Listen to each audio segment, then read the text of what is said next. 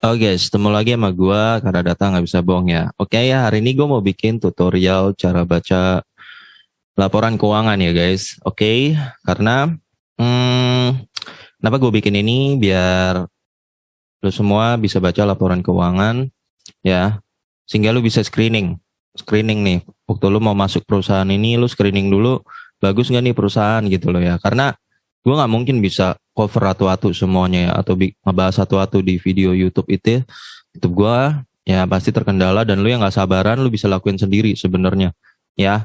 Penting. Jadi laporan keuangan gue akan bikin simple ya guys, simple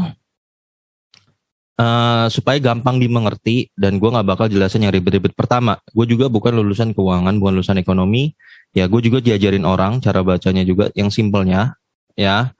Jadi gue akan jelasin lo versi lo lagi kuliah keuangan. Enggak, gue nggak akan ajarin, nggak kayak gitu. Dan karena gue nggak bisa juga baca detail-detailnya itu ya, gue akan bacain poin-poin pentingnya aja. Gue akan jelaskan di bahasa yang mudah dimengerti ya. Karena kita investor harus tahu laporan keuangan guys ya. Kita nih lu udah terjun di dunia saham, dan lu minimal artinya harus bisa baca laporan keuangan. Udah nggak ada kata lagi lu bilang nggak bisa. Karena apa? Ketika lu tidak bisa membaca laporan keuangan, lu akan loss. Lu sama aja lagi gambling.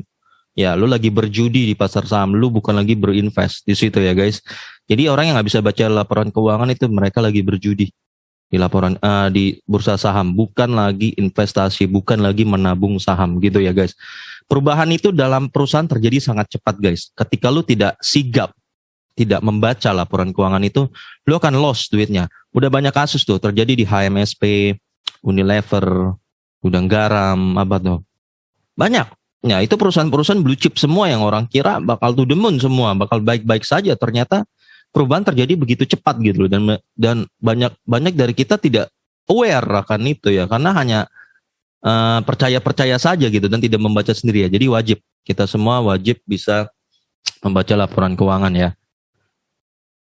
Mayoritas yang ada di bursa efek itu ya, pemegang saham itu bukanlah sarjana keuangan guys, bukan sarjana ekonomi ya.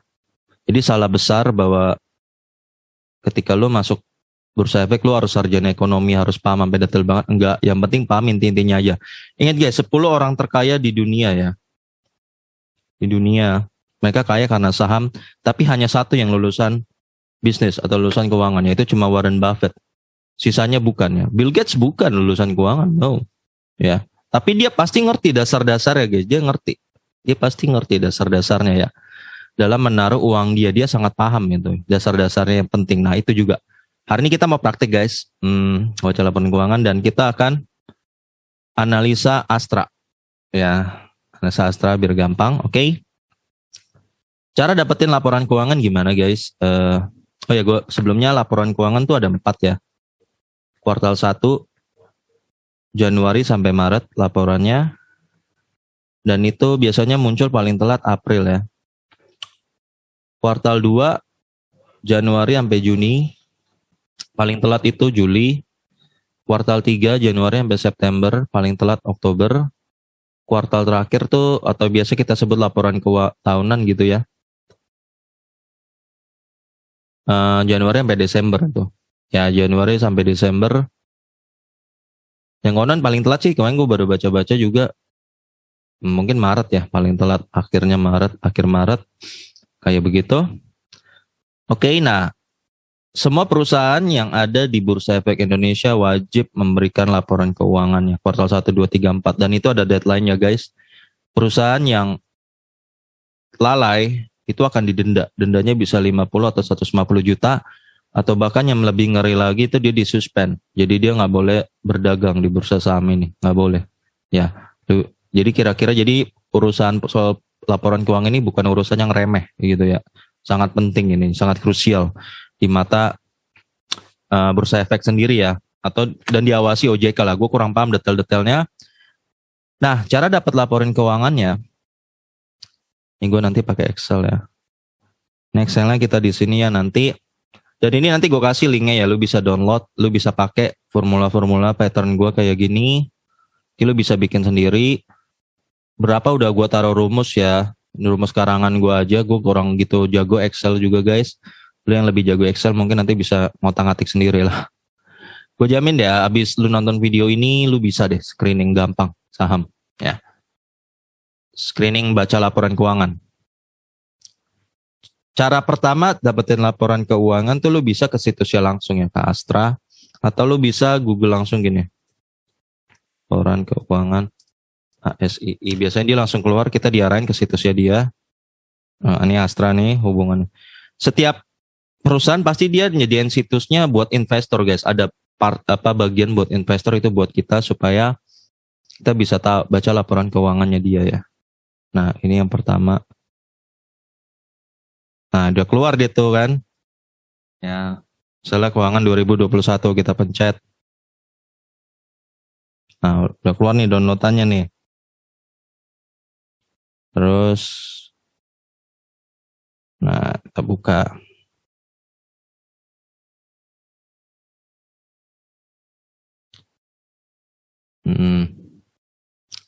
Jadi cara pertama lu bisa carinya di situsnya dia langsung ya.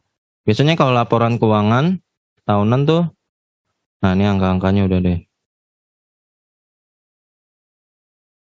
Ya, lu bisa dapat di sini ya. Nah ini udah kelihatan ya, ekuitas segala macam ya. Nah, tapi gue lebih suka cari download itu di Bursa Efek Indonesianya langsung ya.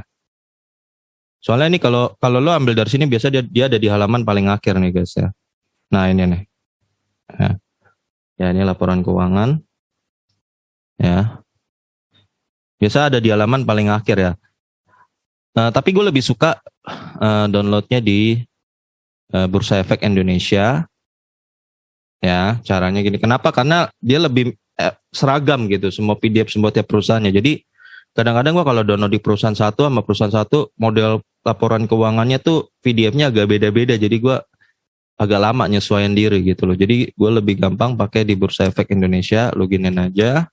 Ini cara kedua ya. Nah, biarkan terbuka dulu. Nah, di sini guys nih ketiga ya. Laporan keuangan perusahaan tercatat, lo pencet. Nah, udah keluar deh ya. Laporan tahunan tuh sama ya sama kuartal 4 sih sebenarnya ya. Oke. Mari sini. Tapi gue pakai sini aja laporan keuangan. Misalnya kita ambil dari tahun 2019 ya. ASII keluar. Cari. Dia akan keluar tuh guys ya. Nah, lu selalu cari financial statements. Nah, ini financial statement artinya laporan keuangan ya. Ada format PDF dan Excel. Lu kalau mau download Excel-nya ini, kalau mau PDF-nya ini ya. Karena gue pakai Chrome, gue ambil PDF aja biar bisa langsung dibuka. Nah, lu perhatiin. Nah, ketika lu buka ini, hal pertama yang harus lu lihat adalah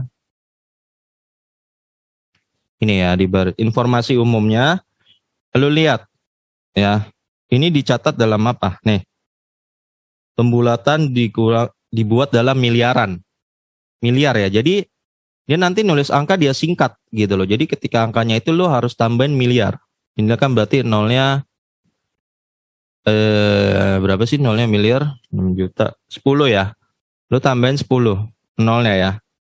Nanti ini bisa beda-beda guys. Nanti ada dalam jutaan, ya, dalam ribuan, nah, atau dalam US dollar. Hati-hati, bisa dalam US dollar. Jadi lo perhatiin di sini dulu nih. Ini keuangannya dalam apa? Jadi ini keuangannya dalam rupiah. Kadang ini bisa US dollar loh. Jadi hati-hati ya. Dalam rupiah dan dibulatkan dalam miliaran. Jadi nanti lo harus tambah nolnya. 9 ya. Nolnya 9. Oke, ya. Nah, data pertama yang lo cari biasanya pertama tuh aset ya. Aset itu adalah gabungan dari ekuitas dan liabilitas guys gitu, aset ya.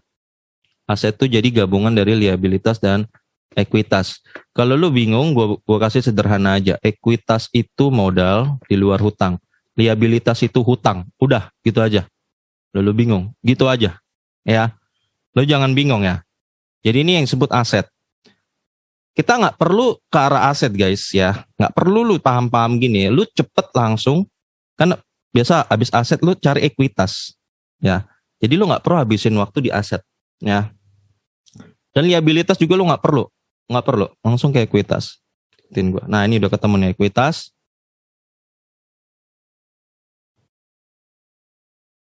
Ya. Ekuitas. Terus lu cari yang ini nih.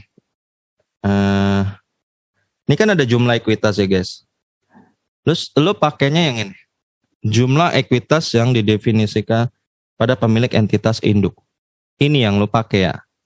Kenapa gue nggak pakai nih? Karena ada kepentingan non pengendali ya. Yang gue diajarin bahwa non pengendali itu anak perusahaannya dia, gitu loh. Ya, anak perusahaannya dia. Jadi gue diajarin bahwa itu tidak terlalu mencerminkan perusahaan aslinya. Jadi karena itu kita selalu hitung pakai data yang ini ya. Jumlah ekuitas yang diatribusikan kepada pemilik entitas induk ya. Kita dapat angka 141.797 ya. Ya. Jadi yang data yang pertama yang lu butuh adalah ekuitas. 141.797 ya. Nah, ini kan 90. Tadi ingat dibulatkan dalam miliar ya. Kalau dibulatkan dalam miliar lu tambahin nolnya 9. Tuh, wah, gak, tuh, wah, gak, tuh, wah. Maka lu dapat angka 141 triliun. Ya. Kayak gitu bacanya ya. Jadi laporan keuangan kita nanti cuma butuh data ekuitas, kedua jumlah pemegang saham, ketiga laba, keempat dividen. Jadi lu cuma butuh 4 data ini doang. Ya. Itu aja guys ya. Jadi gampang ya, nggak perlu yang lain-lain. Kenapa gue nggak pakai data liabilitas hutang ya? Karena gue punya argumen bahwa kalau perusahaan yang ekuitasnya udah pasti tumbuh, dia pasti udah bisa mengatasi liabilitasnya. Jadi gue nggak perlu capek-capek lihat liabilitasnya. Jadi makanya gue aset tadi langsung gue skip. Ya, langsung ke ekuitas. Ini. Nah, ini biasa tahun sebelumnya nih guys, yang di sebelah sini ya. Ini kan tadi kita ambil laporan keuangan tahun 2019. Yang di sebelah kanan tahun sebelumnya. Nah, kita dapat angka 136.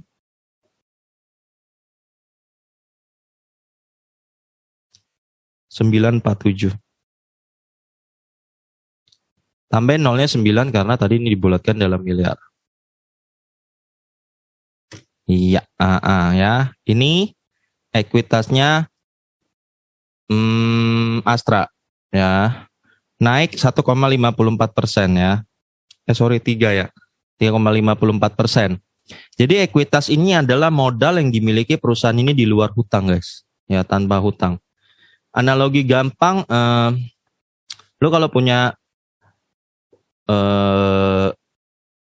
warnet atau rental PlayStation lah. Jadi semua PlayStation lo itu yang di dalam, dan mungkin lu punya motor semuanya dan rumahnya, bangunannya itu lu udah nggak lagi ngeredit. Lu bener-bener punya lo. Lu belinya bener-bener punya lo. Jadi itu bukan hutang. Ngerti ya? Itu modal, gampangnya gitu. Lu ngertiin modal ya, di luar hutang. Itu ekuitas ya. Mau berdebat soal ekuitas dengan sarjana keuangan yang lain ya silakan. Ya silakan, kayak gitu aja. Kalau saya jelasinnya begitu aja, ya, biar kalian nggak bingung. Saya tidak tertarik berdebat di hal-hal yang nggak substansial loh. Endingnya tuh akhirnya dia sendiri juga bingung menjelaskannya, versinya dia sendiri. Dia bingung juga kalau saya contoh, come on, you explain it to me, what's equity? Puter-puter aja dia juga kan. Intinya gitu aja, gue jelasin gampang. Ekuitas itu modal di luar hutang, gitu dulu.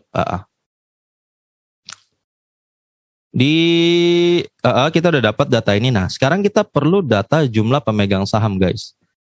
Biasanya gue masuk Bursa Efek ya. Bursa Efek, lu masuk. Nih, cara pertama, cara cari jumlah pemegang saham. Kan di situs Bursa Efek nih, di .co.id. Lu cari data pasar, lu cari ringkasan saham. Nah, lu centang ini nih, mati-matiin nih. Kita nggak butuh data ini. Nggak butuh data ini. Nggak butuh juga. Kita butuh yang bawah, listed share ini. Nah, ini jumlah pemegang saham ya. Nanti akan muncul di bawah. Nah, kebetulan lagi error nih situsnya BEI ya. Biasanya nanti lu tinggal buka ASII, nanti dia keluar di sini. Nanti ada angkanya di sebelah sini deh. Ya, ini kebetulan lagi error. Memang sering error sih situsnya BEI, Bursa Efek Indonesia nih. Mungkin lagi maintenance atau apa, sering error. Kalau lu nggak dapat datanya dari Bursa Efek, berapa jumlah pemegang saham, lu bisa googling. Cara googlingnya jumlah saham beredar ASII. Nah,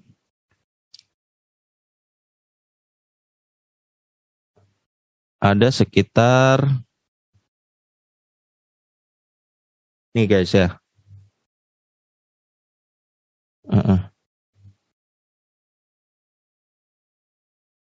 Sorry, ntar ya, saya mau lihat.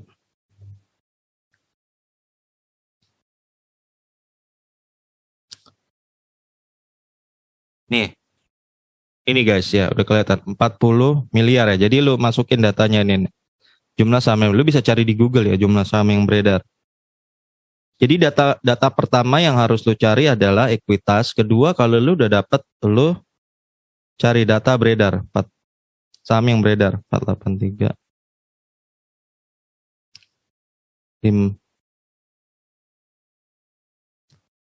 Nah, lu cari, jadi ada 40 miliar, nanti tinggal lu copy aja karena data saham selalu sama ya.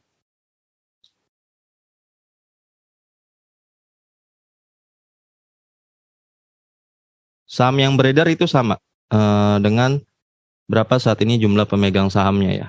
Intinya gitu. Sama lah dengan saham yang dipegang saat ini. 40 miliar ya.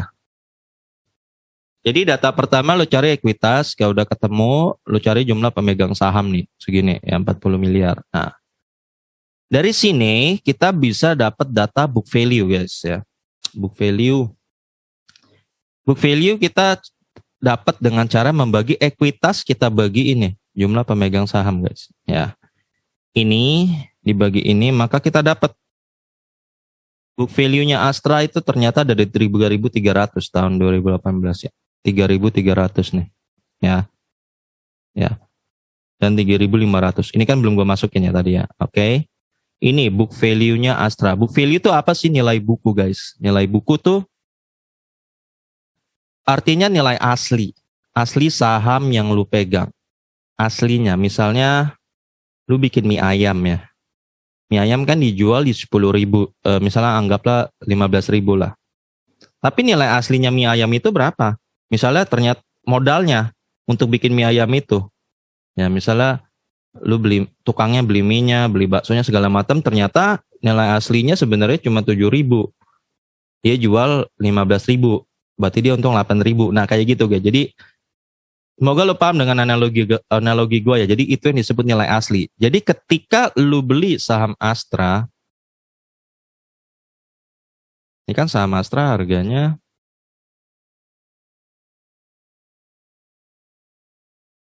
nih 6 di angka 6.400. Dia tuh punya nilai asli guys. Ternyata nilai aslinya dia tuh ada di sekitar ini 3.000-an. Nih. Ya 3.500. Artinya lu beli logiknya kan ya kemahalan berapa 2.000-an ya. Ya kayak gitu.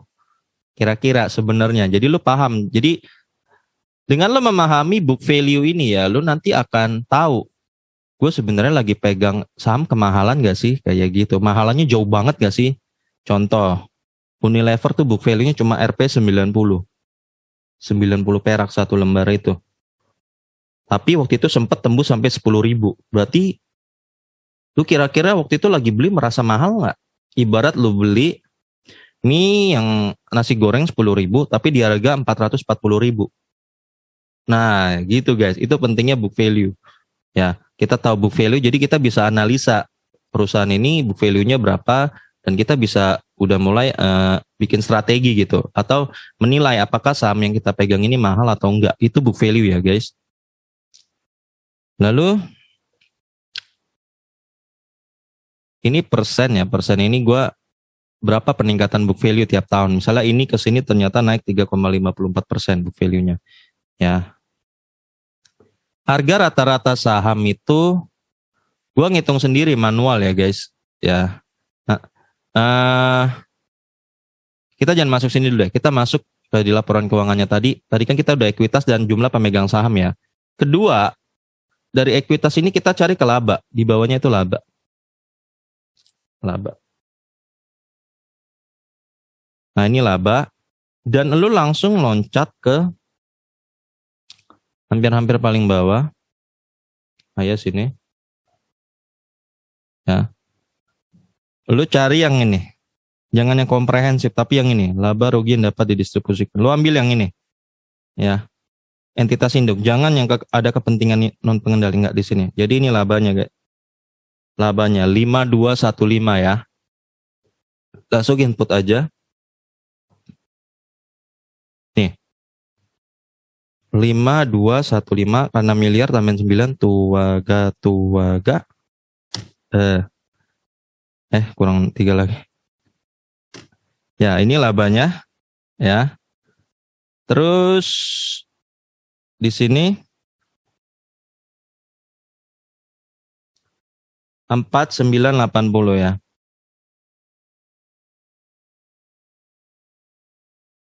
Mm 4980 4980. Iya benar ya. Tambahin miliar. Tuaga. Nah, ini. Ya. Ini laba segini. Nah, kalau udah, kan ini udah nih. Baru kita buka laporan keuangan di 2021. Ya, karena 2021 pasti sebelumnya 2020. Jadi kita mempersingkat waktu, guys. 2021 kita ambil.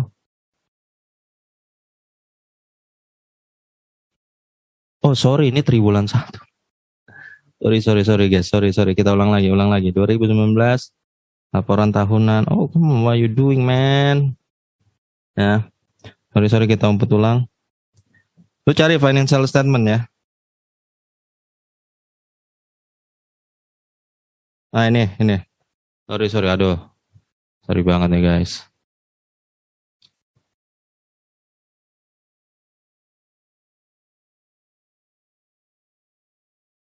Ya, lu cepat cari ekuitas. Ingat pertama langsung ekuitas.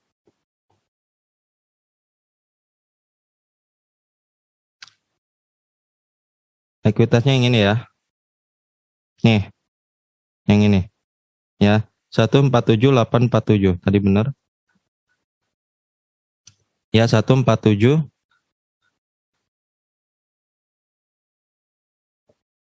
847 ya. Terus tahun sebelumnya 136947, sorry.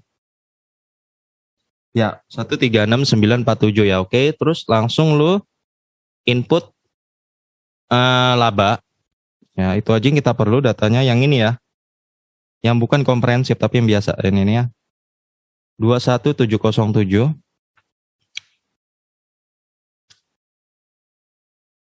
Ini 21707 kali 09 tuaga. Terus tahun lalu itu 21673 ya. 21673 tuaga. Nah, kita udah dapat nih ya. Kalau udah dapat gini, jadi lo dibuka laporan keuangan cuma butuh 2 sebenarnya. Yang pertama lo ambil ekuitas dan laba, itu aja. Langsung masuk ke 2021. Cari. 2021 tahunan ASII. Nah, udah keluar. Cari financial statement-nya. Ini Excel-nya, ini ya.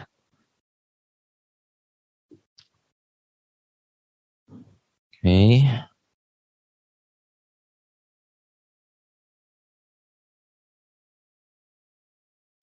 Ini. Cari langsung ekuitas ya. Jadi kita simple aja, kita butuh data yang simple aja kita sebagai investor. Kita bukan mau jadi akuntan, guys. Ya. Kita nggak perlu paham tuh atau semuanya tuh. Kalau lo mau paham sih boleh juga. Gak ada yang salah tuh, ilmu gak ada yang salah. Ilmu semua berguna ya. Nggak ada yang nggak berguna, meskipun kelihatannya di mata orang lain nggak berguna. Oke, nah kita dapat 172053 ya. Ini yang selalu ini ya. 172053. Kita input 2021 17205309309 Tuaga. Sekali lagi ya, Tuaga. Oke. Lalu di sini ini kan tahun sebelumnya nih. Jadi kita mempersingkat waktu. Jadi nggak perlu buka waktu. Cukup buka 2 dapat tadi Pak ya. 155662. Tuaga. Tut. Nah, setelah itu gimana guys? Kita langsung cari laba. Ya, laba. Laba.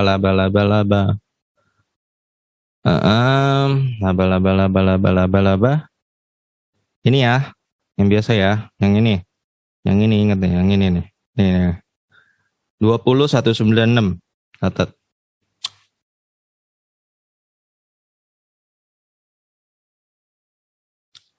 196 Tuaga. Dat. Oke. Lalu yang ini 16164 ya. Tuaga. Cep. Nah, udah deh guys ya. Jadi langkah pertama lu cari ekuitas, lengkapin. Setelah itu langkah kedua lu cari laba. Ini gue nggak tambahin S ya. Itu waktu itu cuma sampai September. Sepul. Ekuitas sudah dapat lu input. Ya lu input laba. Udah selesai lu input laba. Lu cari tadi jumlah pemegang saham ya. Caranya kayak gitu. Tadi kita dapat segini. Nah habis itu lu cari dividen history. Caranya dividen history SII, sejarah dividen. Nah, lu buka aja. Ya, dividen ini penting ya. Perusahaan nggak bagi dividen, cabut aja. Kalau gua, ya, lain kita masuk di situ. Nah, ini datanya kalau dari sini ya. Oh, Astra ini bagiin 2 kali ya. Jadi, Shomer. Biasanya yang gue pahami ya guys, kalau dia baginya 2021 itu berarti dividen 2020 ya. Berarti kita ngitungnya, jadi kan tadi kan data kita dari 2018 ya. Berarti kita harus, itu dibaginya berarti dividen 2018 adalah di 2019. Nah, karena setelah ini bagian dividen 2 kali, kita hitung dua-duanya ya. Ini, jadi 154 tambah 157 berarti 201 ya. Oke. Masukin.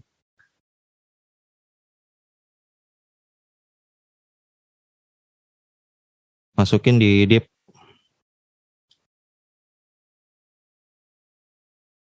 DPS ya. Ini dividen 2018 nih, 201. Ya. Oke. 2019 berarti dia baginya 2020. Ya. 157 tambah 127 berarti 184. Ya. Udah. Dividen 2020 dibagiin 2021 ya. Berarti ini 132. Ya, oke. Nah, 2020 dividen 21 belum ada kabar. Berarti kita nolin. Nah, jadi kita udah lengkap nih. Jadi cuma 4 data yang lo perlu cari guys di laporan keuangan. Pertama, kalau di laporan keuangannya lo cari ekuitas dan laba. Lalu dari internet lo bisa cari jumlah pemegang saham dan dividennya. Itu. Nah, kita udah lengkap nih sekarang, semua punya data, baru kita masuk di ranah analisa ya. Dari ekuitas. Ya. 2018 136 triliun 141 naik 3,58% ya. Sedang biasa. Dari sini atas patok 155 naik 9%. Lumayan. 2020 ke 2021 naik 10%. Woi, tambah bagus ya. Ekuitas, jadi ekuitas yang naik guys ya. Kita secara bodoh bisa mengasumsikan bahwa harga saham dia kira-kira naik tahun depan 10%-an, kira-kira. Itu teori bodohnya dulu. Meskipun belum tentu ekuitas naik, saham naik. Ada faktor PBV soalnya nanti ya. Tapi ekuitas yang turun, sudah pasti dia nggak naik, pasti turun. Nah, gitu guys ya. lu gampang gitu. Jadi ketika lu lihat di sini perusahaan lu udah minus ekuitasnya, di situ lu udah harusnya warning keras buat lu untuk segera pindahin duit lu gitu. Nah, jumlah pemegang saham kan segini guys, 40 miliar. Dari pemegang saham ini kita bisa dapat book value yang tadi gue bilang ya. Ini dibagi ekuitas dibagi jumlah pemegang saham, maka kita dapat book value. Inilah book value-nya Astra ya. 2021 sekarang book value-nya 4.250. Nah, oke. Nah, ini peningkatan book value persenannya ya. 2018 ke 19 dari sini ke sini naik 3%, sini ke sini naik 9%, sini ke sini naik 10%. Nah, dari sini kita bisa proyeksiin book value 2022 guys. Caranya ini persenan tambah ini kita bagi 3 karena datanya cuma 3 kan. Kita dapat angka di 7,95%. Jadi kita bisa nih proyeksikan bahwa book value-nya Astra 2022 adalah ini 4.250 dikali ini ya, hasilnya ditambahin ini lagi, nanti kita akan ketemu kita praktek ya, 4.250 dikali 7,95%.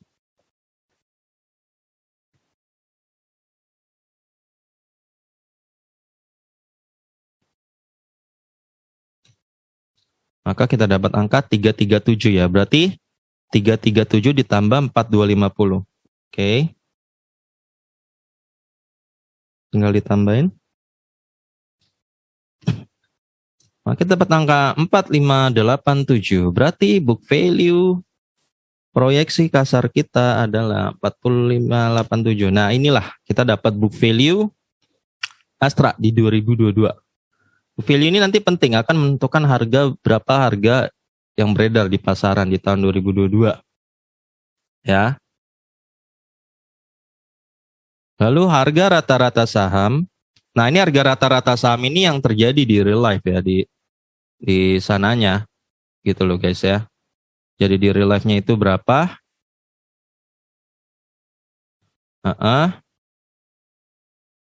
Wait. Terjadi di real life-nya berapa? Dan ini mau nggak mau gue hitungnya harus manual guys. Harus manual ya. Karena manual cara gue ngitungnya begini. Oke. Gue matiin dulu kamera gue karena gue pakai kalkulator ini aja. HP gue lebih cepat ya. Cara ngitungnya lu harus manual banget sih guys ini ya. Kalau lu punya cara yang lebih gampang, gue bisa minta tolong lu kasih tahu gue caranya gimana. Itu ya. Ini kan karena kita datanya dari 2018, maka cara gue gini guys, pakai kalkulator. Dari Januari sampai Desember gue cari datanya tuh guys. Misalnya 2018 yang mana nih? Januari. Ini ya, 8.300. Nah, bener-bener manual guys, 8.000 Februarinya. 8.200 lagi. Maret 7275 ya. 7275. April 7575. Nah, menurut gue yang paling ribet proses ini guys, bagi gue ya. Lu kalau punya cara gimana nyimpalnya, lu boleh kasih tahu gue. 7050 tambah Juni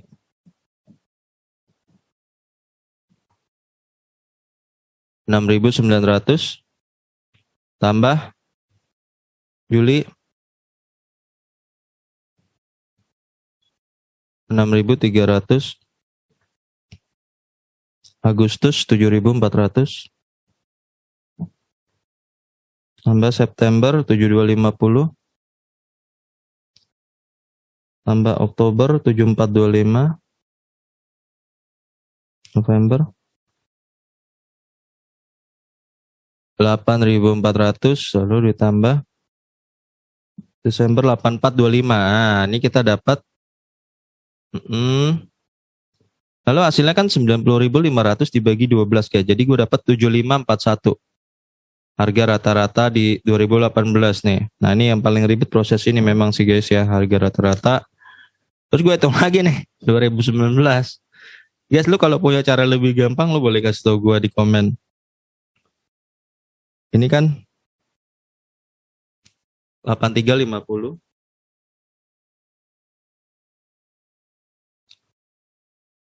Februari 8150.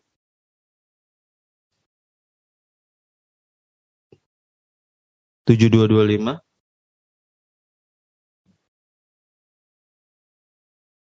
7650. 7175. Juni 7425. Juli 150. Agustus 8,5. Sorry 6,5. Hampir salah. Lalu 6575. 6475. 6825.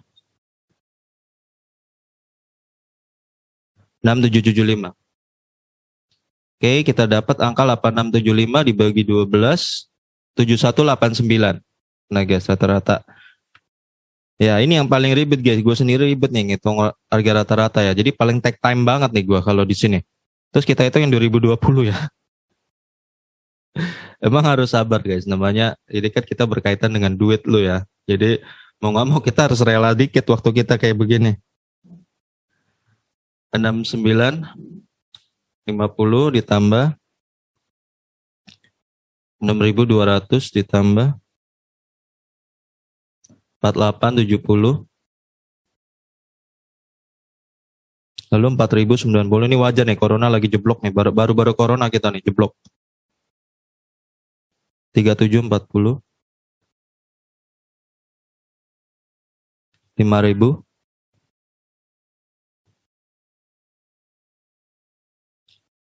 4830. 5275. 5050. 4740. 5900. Terakhir Desember 5675. Total 6230 kita bagi 12, maka rata-rata 5193. Sini guys. 5193. Ya. Terakhir 2021 kita dapat ini 6575 tambah 5850 ditambah 5775 ditambah 5275 ditambah 5225 tambah 5275 4910 5025 5350 lalu ditambah 5900 ditambah 5825, sorry 59 itu ya, lalu ditambah 5750 dengan 5830 3110 dibagi 12 berarti 4859 ya guys di sini. 48. Nah, data kita udah mulai lengkap nih guys ya. Udah mulai lengkap data kita. Terus udah mulai lengkap data kita di sini. Lalu nah, kita bisa lihat peningkatan harga sahamnya minus 4%, minus 27%, minus mulu ya gua. Nah, di sini kita lihat apa yang terjadi ya. Nah, dari sini kalau kita udah dapat harga rata-rata saham ya guys, kita udah bisa dapetin PBV. PBV itu price to book value ya guys. Jadi seperti yang tadi gue bilang, kalau book value-nya tadi kan 3.000. Ya. Nih, 3.300. Di pasaran ternyata saat itu dijual sekitar 7.541 guys. Berarti rumusnya gampang aja. 7.500 ini dibagi book value-nya tadi. Ya, ini dibagi ini. Maka kita dapat angka ini 2,29 kali ya. Jadi dihargai 2,29 kali. Oke. Nah, seterusnya nih lo hitung kayak gitu. Ini sih udah gue rumusin ya. Tapi kalau lo mau tahu rumusnya dari mana ya tadi dari tadi. Berarti PBV-nya di sini 2,05 makin turun PBV-nya. 2020 1,35 ya. 2021 1,14. Oh, makin turun ya. Makin turun. Nah guys, nah oke. Nah dari sini kita bisa rata-ratain nih. Ini, tambah ini, tambah ini, tambah ini. Nah kita bisa rata-ratanya rata-rata PBV 1,52. Berarti kita bisa asumsi, nah dari pakai data ini guys, kita bisa memproyeksi harga di 2022 kira-kira berapa. Jadi book value 2022 di sini ya, gue udah rumusin kali, kita pakai ini aja 1,52.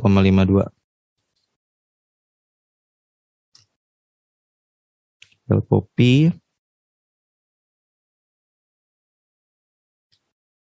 Nah, di 2022 gue dapat angka 6972. Itu harga wajarnya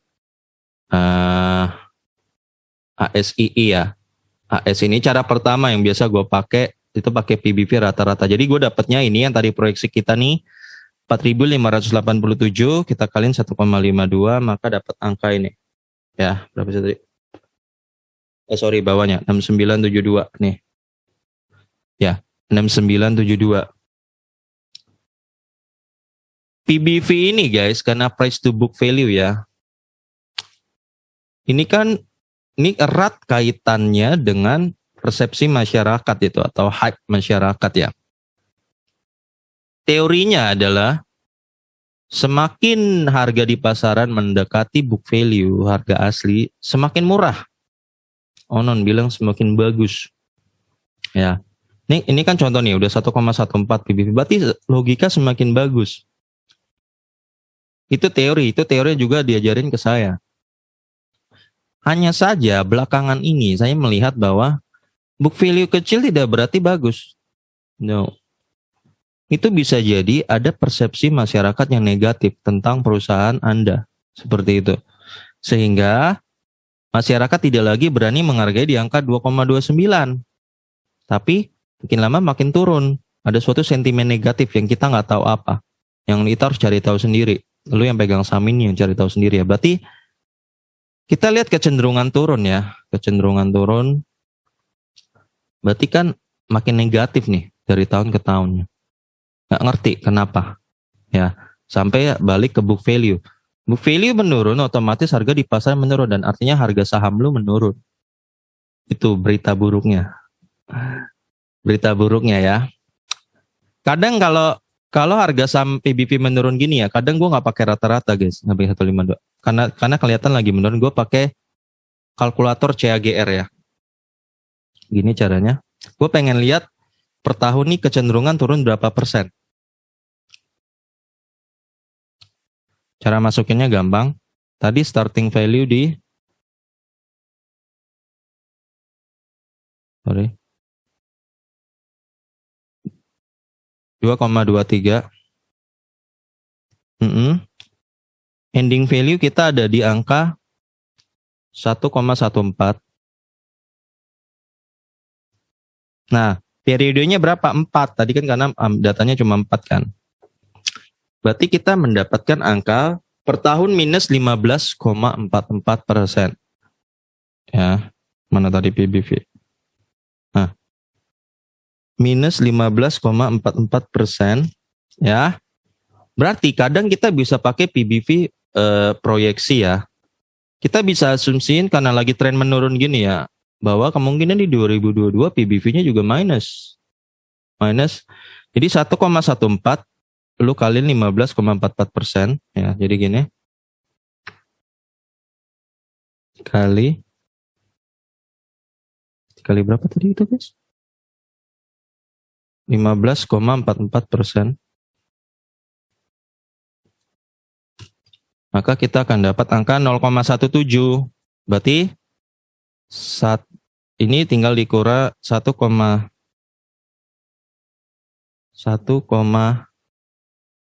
sorry. Tadi berapa nih? 0,17 ya. 1,14 dikurang 0,17, maka kita dapat 0,97 ya. Jadi bisa dipakai cara begini guys kalau mau cari harga, tapi asal dia flat ya, memang lagi turun gini, atau kalau lagi naik boleh lu pakai naik.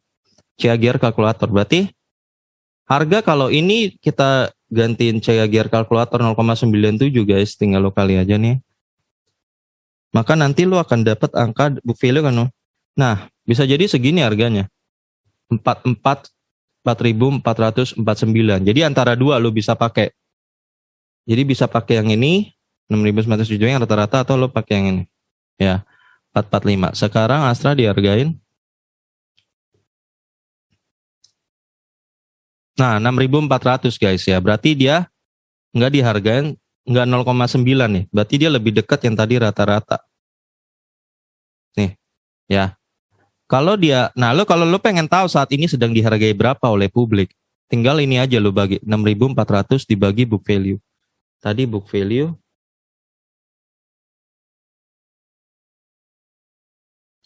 4587 ya. Lo bagi aja. Maka lo dapat angka 1,17 ya. Berarti saat ini 1,17 dihargai 1,17 ya. Ada peningkatan dikit doang secuil. 0,03 ya. Jadi saat ini PBV-nya Astra ada di titik ini 1,17 guys ya. Kalau ini lo pakai angka 1,52 ya. 974. Nah, kayak gitu guys ya. Terus kita masuk ke laba. Laba tadi kita udah input ya. Ntar segini labanya. Dari sini ke sini naik 0,16%. Biasa aja. Hampir nggak ada kenaikan. Sini ke sini malah turun 54%. Sini ke sini naik 24%. Jadi mungkin PBV laba itu ya guys, peningkatan ini selalu ada hubungan dengan PBV ya. Perusahaan yang untungnya gede, lihat atau dapat gede, untung umumnya nanti akan PBV akan meningkat. Jadi publik memburu saham perusahaan itu, maka PBV bisa meningkat. Kelihatan ketika dia mulai minus nih, labanya langsung turun jadi 1,35 ya. Ya bahkan ketika naik susah pulih juga, tetap ke 1,14 sekarang. Dan sekarang 1,17 ya, antara gitu guys. Jadi ada kaitan erat laba dengan PBV. Lalu ROE adalah return on equity ya. Rumusnya equity dibagi laba dibagi ekuitas ya. Tadi ini 21,6 triliun lo bagi ini ekuitas ya. Maka lalu lo kalian 100 ya, maka lo dapat deh angka ini 15%. Ya. Jadi equity itu artinya berapa hebat perusahaan ini menghasilkan laba kalau dihitung dari ekuitasnya. Misalnya lu punya, gua gampangin aja ya, punya warnet valuasi 100 juta. Ya, ekuitasnya 100 juta, ekuitasnya 100 juta. Dan dalam setahun lu bisa menghasilkan, kalau 15% berarti setahun itu menghasilkan lu laba bersih 15 juta. Ya, jadi itu udah dipotong listrik, udah dipotong lu makan 3 kali sehari, udah dipotong gaji karyawan segala macam, lu dengan modal 1 juta lu bisa menghasilkan 15 juta. Berarti ROE lu 15%. Udah ngerti? Kayak gitu ya. ROE di atas 10% itu bagus guys ya. 20. Buat info lo aja, Amazon aja 19%. Bagus ya. Artinya kalau dia bisa 20% lebih bagus lagi, 25% lebih bagus lagi. Berarti dia hebat. Bisa menghasilkan laba yang besar ya. Minimal lu 10% lah, 10% ke atas. Itu baru bisa katakan bagus. Jadi ini ROE gudang garam, Astra segini 15%, 10%, 2021 11,74%. EPS, earning per share, artinya berapa laba yang dapatkan per lembar saham ya. Jadi misalnya tadi kan kita satu lembar saham, itu tadi berapa? 6 ribuan ya. 6.400. Nah, untungnya itu kan dia segini. Berapa sih kalau dibagi per lembar? Nah, rumusnya laba, lu bagiin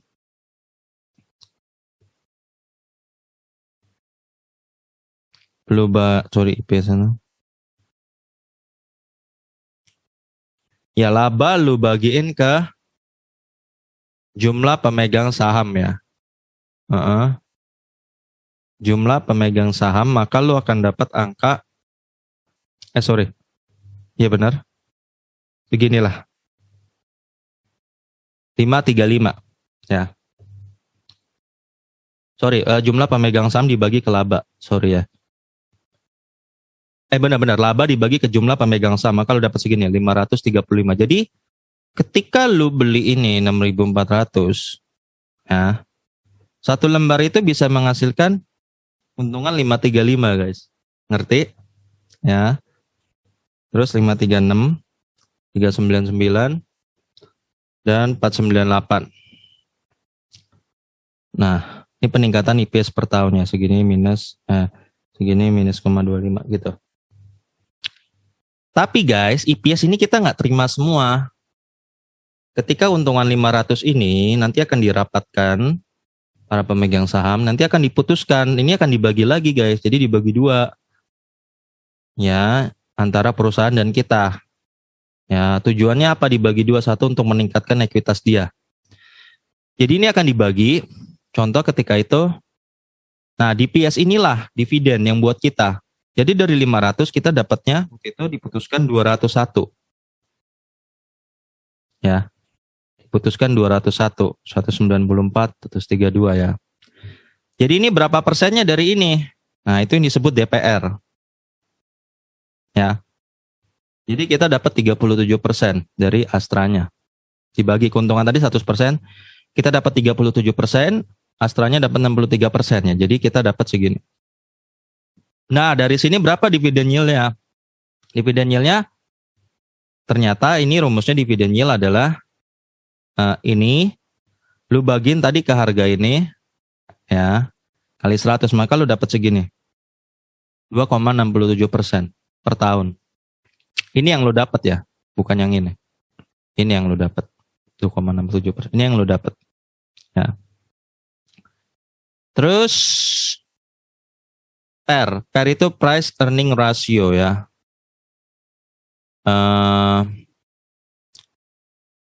Ini rumusnya A24 harga wajar dibagi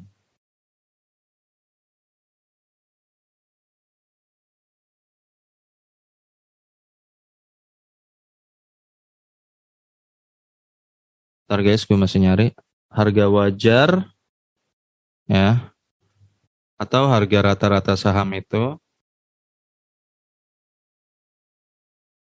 dibagi IPS ya. Ya, harga rata-rata saham dibagi IPS ya. Jadi lu akan dapat angka, ya benar ya. Ya, ini harga rata-rata saham dibagi IPS, maka lu akan dapat segini. 14 kali, 13 kali. Jadi perusahaan itu ketika dia punya ekuitas segitu, berapa tahun sih dia bisa balik modal kayak gitu ya. Kalau 14 artinya 14 tahun. 13 tahun ya. Kayak gitu guys ya, jadi 13 tahun. Nah, standar yang bagus itu konon menurut teori 10. Ya, makin mendekati angka 10 makin bagus, makin di bawah 10 makin bagus ya. Makin di atas 10 berarti makin mahal, apalagi pernya sampai 25, 40 gitu, itu berarti mahal. Dan ini persenan pernya ya. Ya. Ya, tinggal lo kaliin aja tadi labanya dibagi harga sahamnya, lo kaliin 100 ya, lo dapat ini. Nah, kayak gitu guys. Sebenarnya pair nggak begitu penting sih buat kita ya. Yang kita penting ini dividen yield. Kita mau lihat ini yang penting buat kita karena ini yang kita terima. Pair bagus buat apa kalau kita nggak dikasih dividen? Ya makanya hindari perusahaan yang tidak bagi dividen. Kayak gitu guys. Oke. Gitu aja guys untuk cara baca laporan keuangan ya. Dari sini lo udah bisa nilai nanti perusahaan ini bagus apa enggak Astra ini ya guys. Oke. Semoga ini bermanfaat buat lo guys dan lo udah mulai bisa screening, udah mulai bisa membaca laporan keuangan. Dan nanti link ini gue kasih deh di komentar. Ya lo tinggal download aja, tinggal lo pakai bisa lo untuk analisa perusahaan baru. Oke guys, sampai ketemu lagi. Semoga ini bermanfaat buat lo karena data nggak bisa bohong.